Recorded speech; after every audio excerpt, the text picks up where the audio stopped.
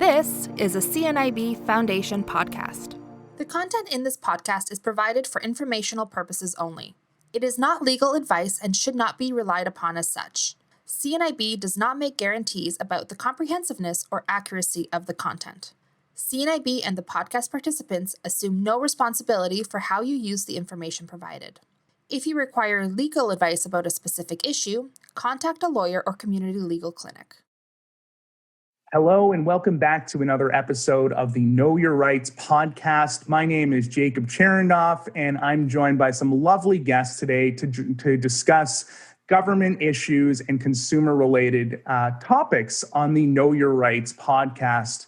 And if this is your first time joining us, you're in for a real treat. I think there's a really interesting topic where we discuss issues surrounding the topic and have some legal counsel providing some insight into how we can know our rights. So I guess to jump right into this, I'm joined by Audrey here today, who's got a really interesting kind of story that I think ties really well into this. So Audrey, welcome to the show.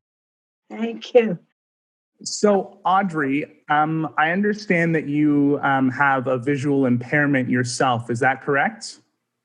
Oh, yes, I have a visual impairment, also a hearing one. Okay, and you've experienced some forms of discrimination, and from what I understand, within a legal context. Can you tell us a little bit more about what happened?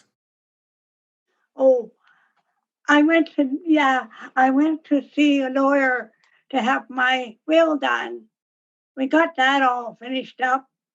And then I inquired about getting power of attorney for my younger brother. Well, he said, I don't think we can do that because of your hearing. And, they wouldn't do it for me. So after they said that they wouldn't help you, what course of action did you take? Were you able to get the legal help you needed in the end, or did you have to kind of look for an alternative solution? I've been looking after my brother for a number of years. I started when my mom got to the point where she couldn't be bothered anymore. And I said, I'd take it on because my other two sisters had their own families. So I think it was about 3 years when I was still living at home. And then when we moved in here in 94, he came with me. And I've had him with me ever since. When the legal team told you that you wouldn't be able to proceed with your request to be the power of attorney, what was... I was really upset, but I didn't really do anything because I was just too mad and upset about it. I mean, why would they discriminate just because of that? I mean, what does my hearing have to do with the rest of me? Did they happen to give you any information on how your hearing impacted proceeding with completing the necessary course of action? Oh, I think it wasn't so much as what he said. It was the impression I got. He think that just because I couldn't hear, I was also, if you'll excuse me, dumb. I'm sure that was very challenging to hear and upsetting on many fronts. I hope that things were able to be sorted out to some capacity or another. Keisha, how does this kind of play in? Being a lawyer, what are the kind of rights that Audrey, should have had in this situation to be accommodated for, completing such a standard application? It's especially troubling, obviously, to hear Audrey's story, given that it wasn't someone that doesn't understand the law that acted in a way that was discriminatory, but someone who has been legally trained and should be aware of the human rights protections that Ontarians like Audrey have. So in Ontario, someone with sight loss, but also hearing loss, like Audrey, has protections under the Ontario Human Rights Code. They also have protections under the Accessibility for Ontarians with Disabilities Act. Effectively, what that gives you is it gives you protection based on a number of grounds. Disability is certainly one of them, but it could be age, it could be a number of other factors. And so, as a client of a lawyer, Audrey is entitled to be treated equally, and to be protected from that kind of discrimination. Also, in terms of a lawyer, I mean, my job is to provide my clients with advice that's tailored to their specific circumstances. And so it sounds like there was a bit of a stereotype that Audrey received in terms of, because you have hearing loss, you may also have some intellectual issues. And that is a common form of discrimination, that kind of false stereotyping. I think it's such a relevant topic. You know, obviously this happened within the context of a law office, but to take that into, you know, general consumer services and just, you know, your daily life, you interact with people at restaurants, at shopping malls, so on and so forth. And, you know, being somebody who's visually impaired myself, I've certainly come across it, and I've really tried to make a habit of taking well, you probably don't understand my situation. And I guess that's kind of a good segue into my next question is, from a service standpoint, is there a responsibility on the employer to provide that type of training and information to their employees who are, you know, frontline workers, so to speak? Yeah, certainly there is. And part of that is because a business, whether it's affiliated with the government or whether it's a private business like a law office, they can be subject, obviously, to a human rights complaint. That would be done through the Human Rights Tribunal, the HRTO. And it could be against the company. It could also be against employees. And so some of those fines, whether it's under the Act or whether the tribunal orders it, could be either the company or its employees. And so there are certainly, like, training is one way to avoid those types of misunderstanding. Even if it is a misunderstanding, it can still be discrimination, where you're treated differently, and you face some kind of burden based on that false or different treatment. That would be considered discrimination.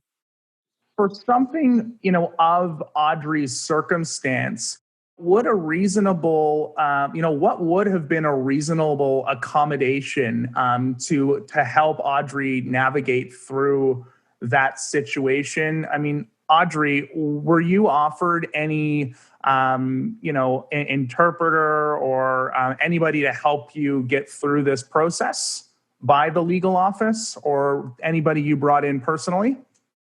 Oh, I had an intervener with me. And when you were at the law office, was the legal team supportive of you bringing in your intervener? They kept looking at my IV. I don't think they were so supportive in my case. They seemed to always refer to my intervener. Sorry you had to experience something like that. I know that there's a lot of work being done to, as Keisha was saying, educate, and different policies put in place so that we can kind of help change that for people living the life they deserve to be living without discrimination, all of that. So thank you so much for sharing your story. Keisha, to come back to that point of was it a reasonable accommodation to have an intervener in a situation like this? How should have the law firm kind of approach this situation? I'd love to just hear your insight on this, and to kind of expand on a general consumer basis. Definitely, interveners are a great example of an accommodation. And it raises an interesting issue in the legal context, because when you hire a lawyer, what you talk to your lawyer about is protected by what we call privilege. And so you have solicitor-client privilege, and what you discuss in that context is totally confidential. And so the lawyer bringing in the intervener is extending that bubble of confidentiality to someone that Audrey trusts, and someone that she's brought into the meeting And so she has decided that that person is going to be part of that, the confidentiality kind of bubble for her. The difficulty, I think, with this scenario is that this isn't an example where a business could have done something physical to accommodate Audrey's disability, where you get into kind of that duty to accommodate and undue hardship and those kind of words that we hear often in the disability context. For Audrey's example, I think what strikes me is that as a lawyer, we become advocates for our clients, and we are really tasked with navigating the way that the laws have been drafted, and we look at legal tests and we apply them to facts. And so for something like a power of attorney, it sounds like the lawyer was concerned that Audrey didn't have what we call quote unquote capacity, because he was equating her difficulty in being a self advocate because of her hearing loss and her sight loss with an intellectual obstacle. And so that's a good example of discrimination. And it came in the denial of services provided to her because the lawyer really misunderstood who Audrey is as a person and what she's capable of. In terms of options, I think someone that is being misunderstood by their own lawyer certainly wants to raise that with them. Obviously, living with a disability, you become a very good advocate for yourself. And sometimes that can be exhausting.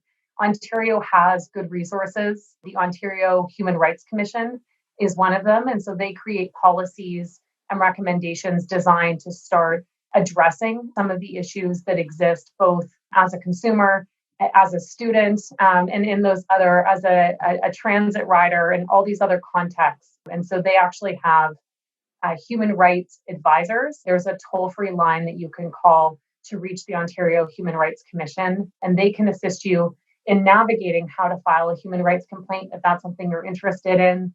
The Law Society also could be a good resource in terms of asking them, what kind of training are you doing for lawyers so they understand the difference really between having sight loss and an intellectual disability, which really are at very two different sides of a spectrum. Yeah, filing a human rights complaint should be kind of the absolute last, resource for this. Most of the time, these things can be typically, discussed between the parties or mediated or some form of that. Going through a human rights claim, I'm speaking through personal experience, is a very taxing, exhaustive endeavor, and it should only really be taken if absolutely necessary. The last question I have regarding the consumer front, and then we'll jump into the government aspect. And Ryan, thanks for being patient here. I'm excited to get to your story in just a moment. I'm wondering how this applies on a provincial basis. Our viewers and listeners are probably going to be from around Canada, if not different parts of the world. We're speaking directly within a Canadian context here. But would these, guidelines be different on a provincial basis, or is it nationally governed on that sense of what is the consumer and duty to accommodate, so to say? Canada does have differences as you venture province to province. One of the classic examples of that in the sight loss context is with guide dogs. And so you'll see that certain provinces will have different regulations or rules that apply to guide dogs. In Ontario, for example, that's covered by the Blind Persons Rights Act. And there also are municipal bylaws. And so there are good examples of municipalities that have stepped up and said, not only are we going to recognize the Blind Persons Rights Act, but if you are in our municipality, we are going to make sure that this act and this legislation is followed. So Thunder Bay is a good example of that. Toronto is another one, where in Toronto, if you are being denied access to services because you have a guide dog, you can call 311, which is the municipal line, And a bylaw officer is supposed to be tasked with investigating why you've been denied. There are fines involved with that. It all stems from the Ontario provincial legislation, but you'll see very similar legislative schemes in British Columbia, in Newfoundland, and across Canada. In terms of discrimination, when you're talking about your rights, there obviously is the Canadian Constitution. There is also the Canadian Human Rights Code, and there is a commission designed to deal with discrimination at the federal level. That can get a bit more complicated because it stems from the way that Canada is structured in our Constitution. And so if you're dealing with a federally regulated business, classic examples of that could be an airline, a bank. Those are issues where you would deal with your federal rights compared to something more local like a restaurant where a municipal or provincial law might apply.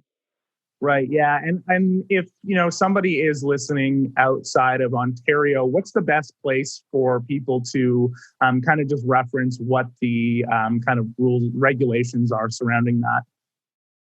I mean, shout out to the CNIB. They do a great job, obviously, of collecting legislation, especially around guide dogs, but around how the legislation changes. There are accessibility and disability legislation in nearly every province. And so it's just a matter of navigating how that applies to you. That's where pro bono legal advice can be very helpful. In Ontario, we have a pro bono hotline that low-income Ontarians can call and get 30 minutes of free legal advice. I actually volunteered with them yesterday, and so I'm very familiar with how pro bono hotline works, and it's a great service. And there are other services like that, whether it's a community legal clinic, whether it's the Arch Center for Disability that are also advocates in this area, and they can direct you. Yeah, absolutely. We'll put links either in the description or somewhere around this podcast, just so anybody listening or wants to learn more information about that can reference that. So let's segue right into kind of the government side of things. And Ryan, welcome to the show. And you also work with the CNIB. Can you tell us a little bit about what your job with them includes? Sure. Yes. Thanks for having me. It's good to be here, and this is really exciting. So my role is in Ontario West, and I am the program lead of advocacy and accessible community engagement with the CNIB Foundation. So what exactly does that mean? What are the types of projects that you guys work on?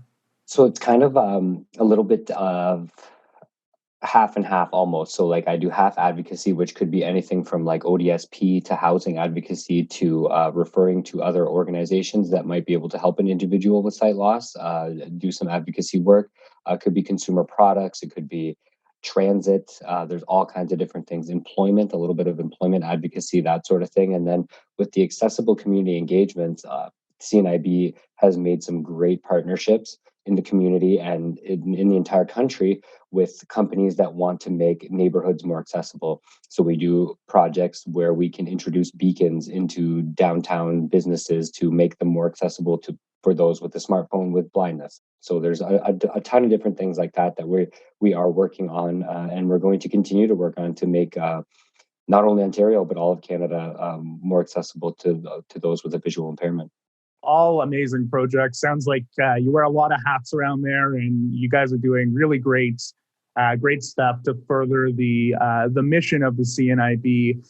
But I guess what really brings you to the episode today is the issue that you've had surrounding a health card.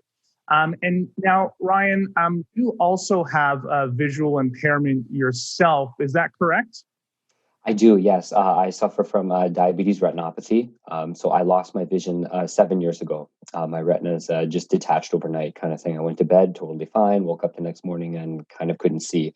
I'm 34 years old. I've been diabetic since I was 7. So I'm on an insulin pump. So the health card issue was a little bit more than just getting a health card to go get a checkup from the doctor. It had to do with my ADP funding. I'm on an insulin pump. I have to get regular blood work for that. So there was a whole host of issues that kind of depended on me having a valid health card, and everything sort of just seemed to expire on my birthday this year. That's must have been quite an experience to just have such a sudden kind of shift in your vision. It really sounds like you're doing really great things for the community, and hopefully doing really well, and hopefully you've gotten a health card since that situation. So would you mind telling us a little bit more about kind of what the issue surrounding that was?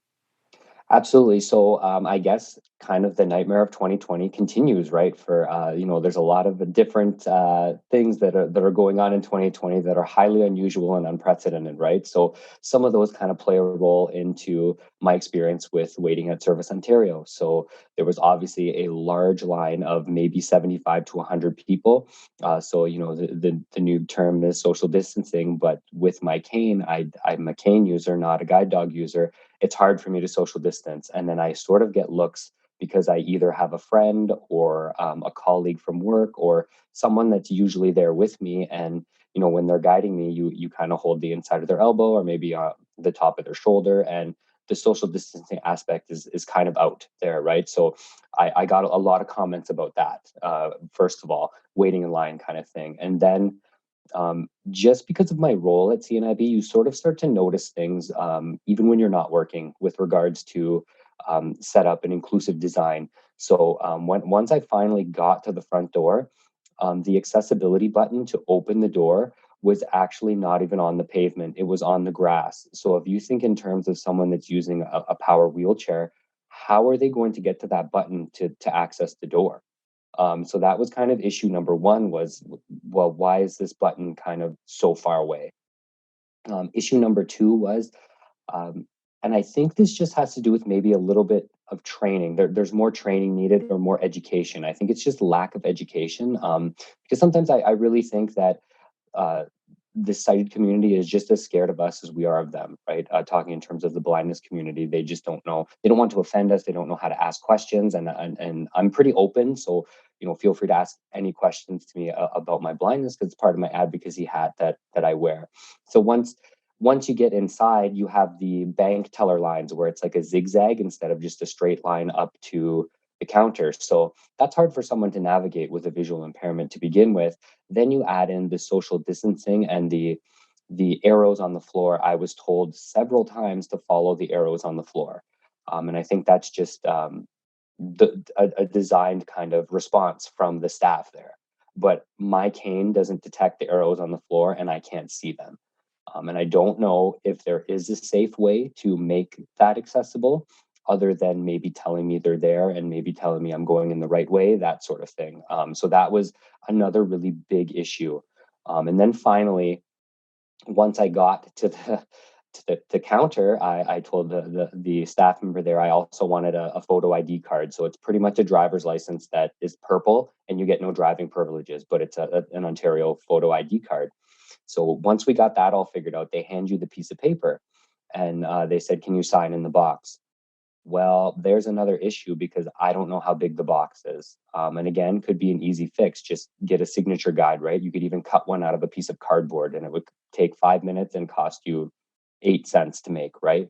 But I can't sign in the box. So I didn't know what to do. So there was a big struggle there because the person didn't want to touch me and take my hand and sort of guide my pen to where I needed to sign in the box so that the signature shows up on my health card and on my photo ID. Another thing was getting in front of the camera to take the picture.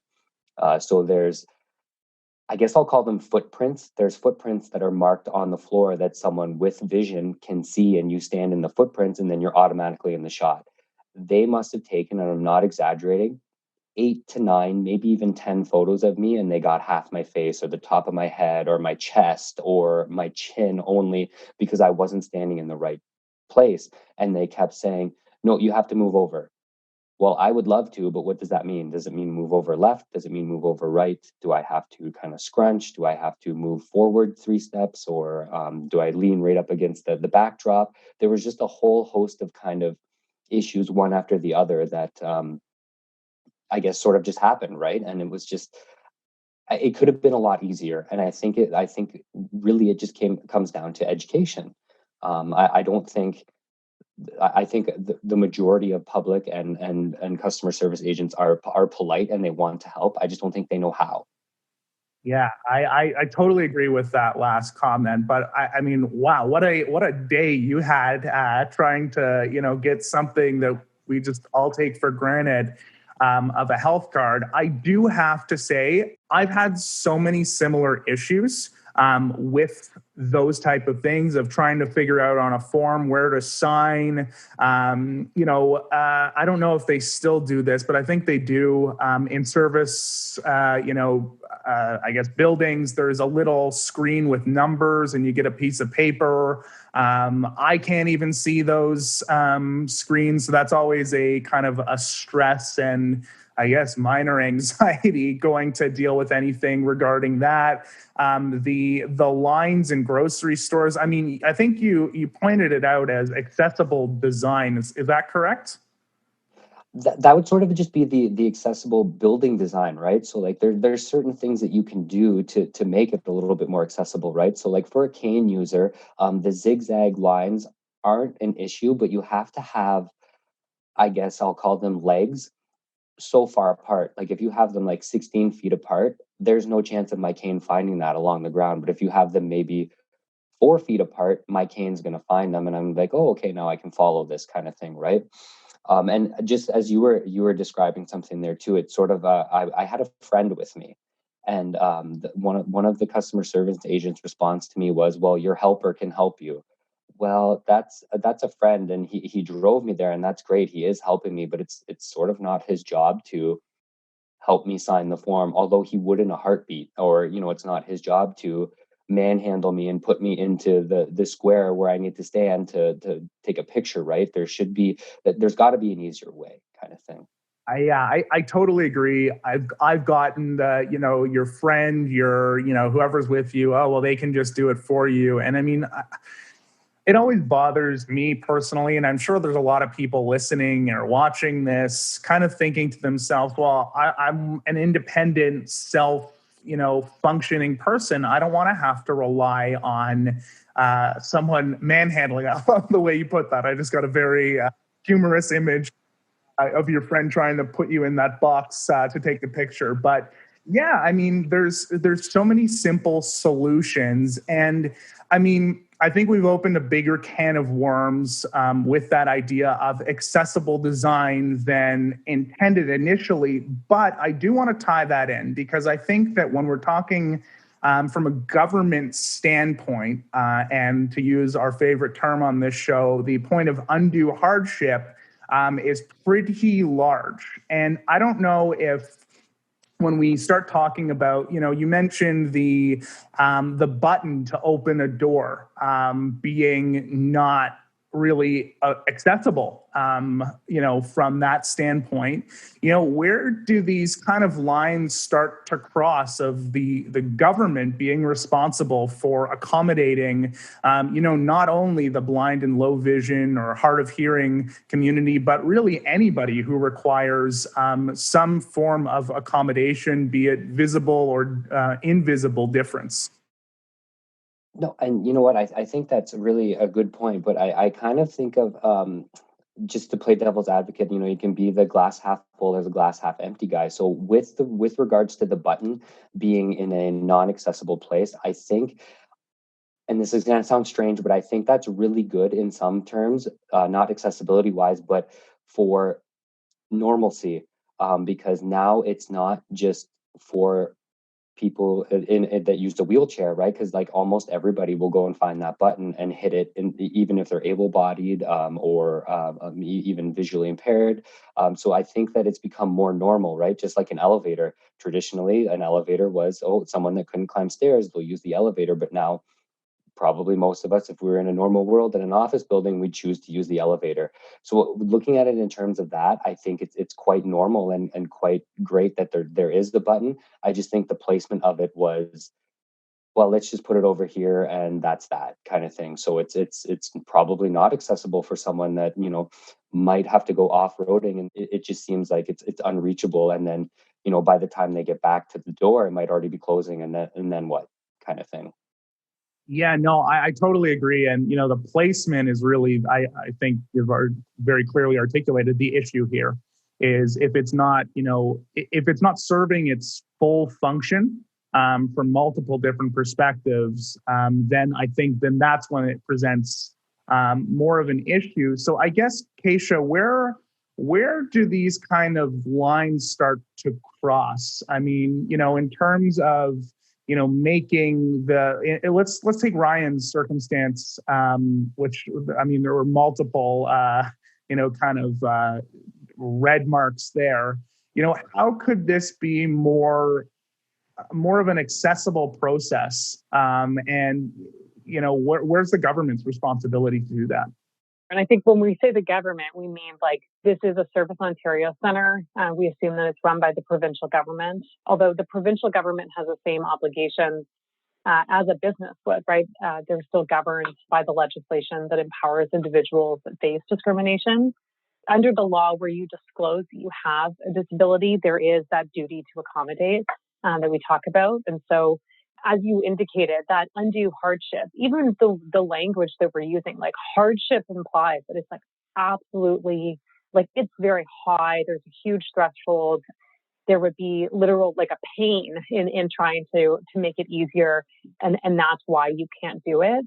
Some of the examples that Ryan's describing, that's not undue hardship, right? Like to make the posts of the queue closer together. That's something that is just about the design, and it's about being inclusive.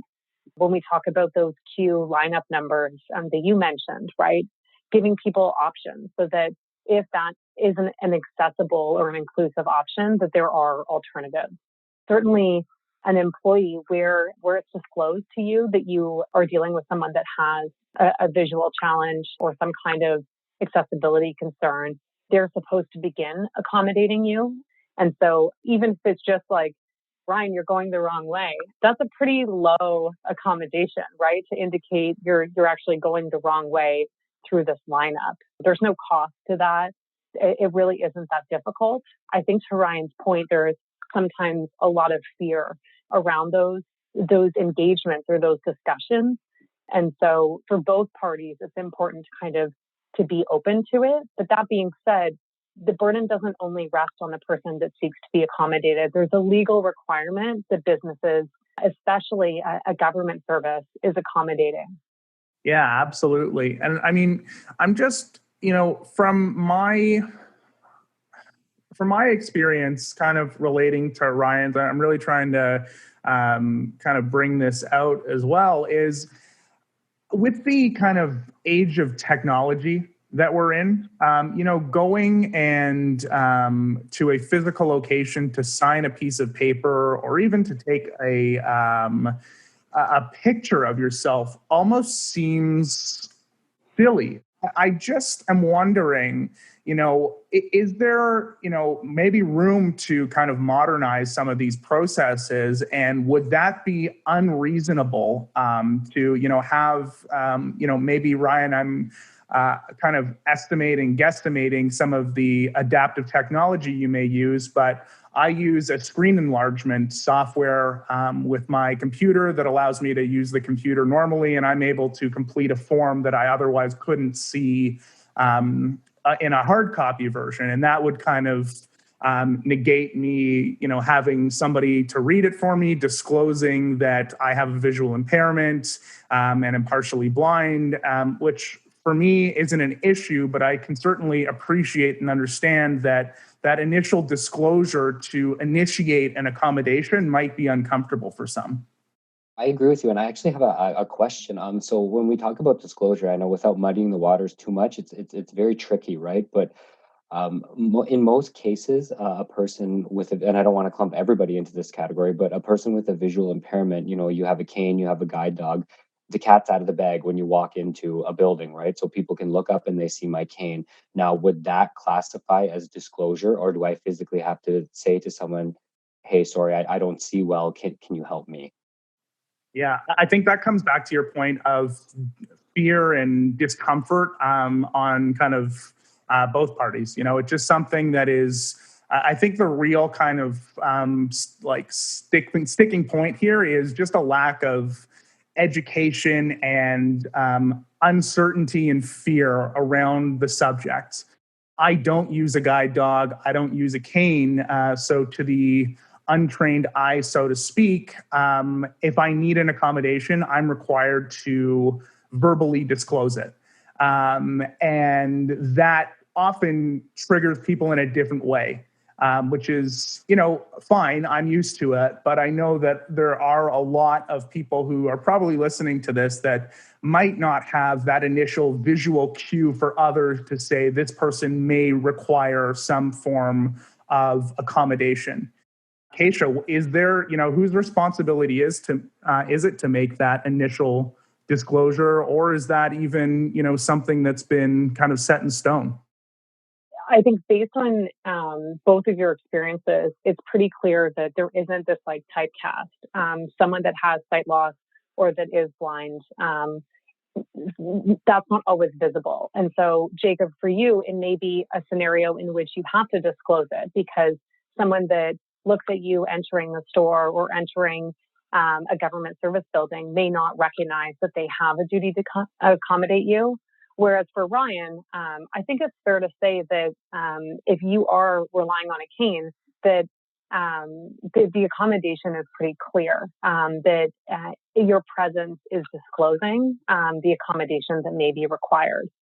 But even with that, I think you have these varying degrees, right? And so it may be that, which we know that not everyone that uses that support has the same type of sight loss. And so it may be a scenario in which if it's an environment that you can't navigate and that you haven't been offered that support, that you ask for it and that you disclose it at that time, often businesses are proactive. I think we are seeing a trend towards more inclusive spaces, but not everything has been done. I think in terms of those like good news stories, 2020 needs some of those good news stories. One of them that I saw on the CNIB website is that they've actually called on the provincial government to help move the renewal of health cards online. And so right now you can renew your health card online, but only with a driver's license.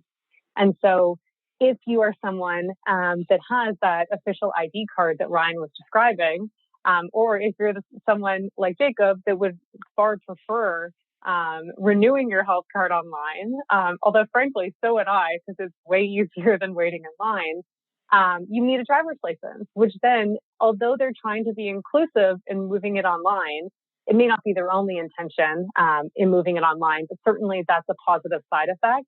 You then hit this new barrier of the requirement. And so there was a press release by CNIB about how they're working with the provincial government to consult on that requirement of the driver's license. And I don't know, Ryan, whether that's something you have more information about, but it was something that I read on the website and was glad to see, because I think that is a good example of how government services can be more accessible to every Canadian. It is a work in progress, that's for sure. And like you said, yes, you do have to have the driver's license. As far as I know, unless this has changed since my birthday at the beginning of July, you can't even use the photo ID card because the I guess serial number or ID number on that card differs greatly from your license. So it'll say, oh, you typed in a wrong number because let's say the license number is 20 digits. The photo ID card might only be 10 because there's probably not as many around, kind of thing. So there's some issues there too that hopefully have been resolved, and if not, will be very soon, because the CNIB is working hard to consult with the Ontario government and making things a little bit more accessible. I think it's a really great positive step in the right direction to make these things accessible and a lot more modern in a lot of ways. And, maybe for some people, doing it digitally still won't be accessible. We all react and respond to things differently. So having choices and options that fit our needs, whether we do have a visible or invisible difference, is crucial in life to, kind of be high functioning person as possible. So, I guess the biggest question that I have for you, Ryan, is how did the picture turn out? Do you want to know something really funny? So actually, I went for blood work early this morning before I started work, and I hope you laugh at this, but I thought I threw out gift cards and I threw out my health card, so I don't even have the health card that I went all the way through all this trouble to go and get. So I have to either order a new one online. Again, I don't know this, so this is kind of another learning experience. I'm gonna have to either order one online or go through this hassle again. Maybe I'll try another location to see if the building is set up a little bit better. I'm dreading going back to do it at this point if I cannot do it online. Oh my gosh. Well, I hope you were able to pay for your OHIP bill with the Starbucks card that you most likely have. So, let's to just kind of summarize and wrap this up, and thank you guys all in advance. Audrey, I really appreciate your your story, and I hope that you were able to get the information and to follow the process of the power of attorney that you were looking for in the first place. I really hope that's been resolved.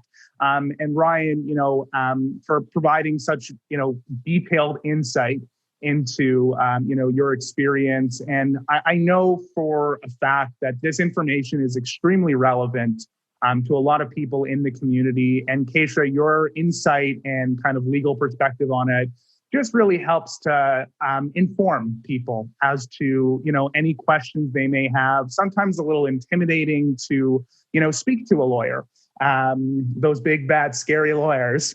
I really hope that if you're watching this, you've gotten some great insight.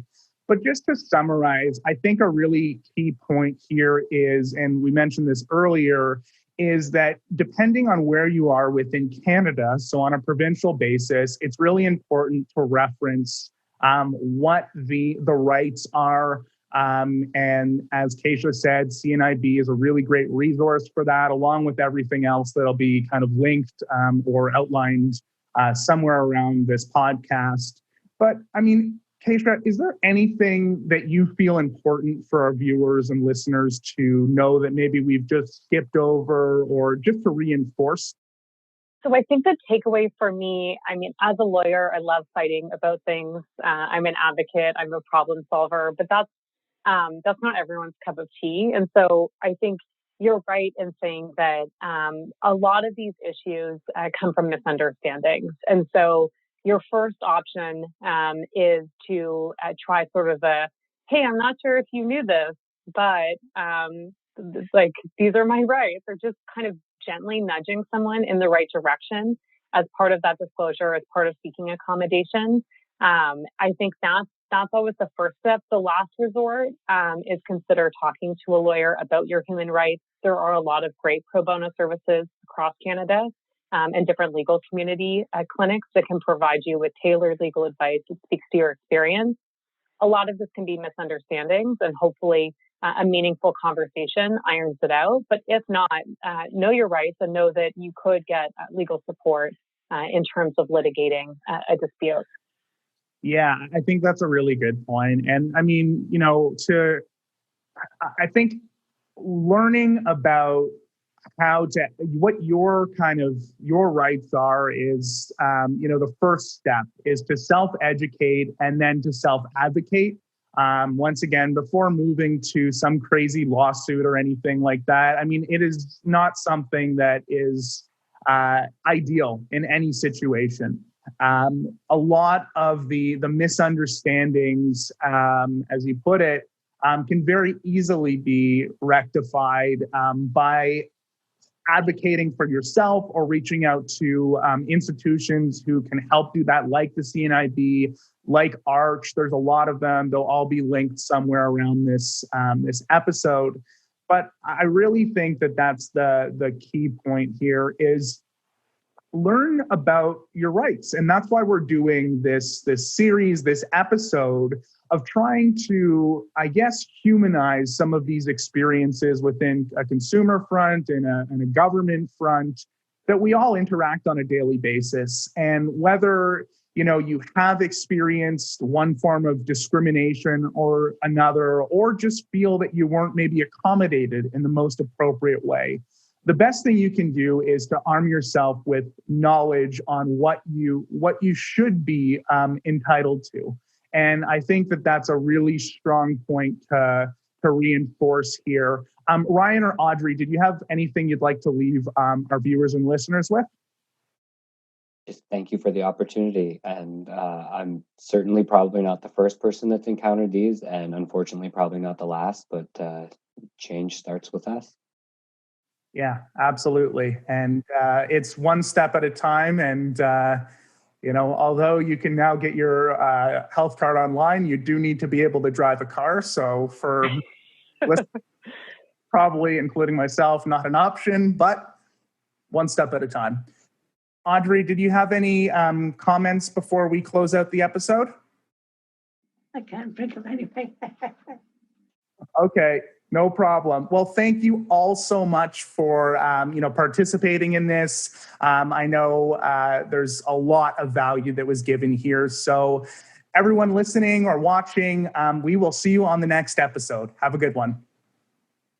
For more CNIB Foundation podcasts, visit cnib.ca/podcasts.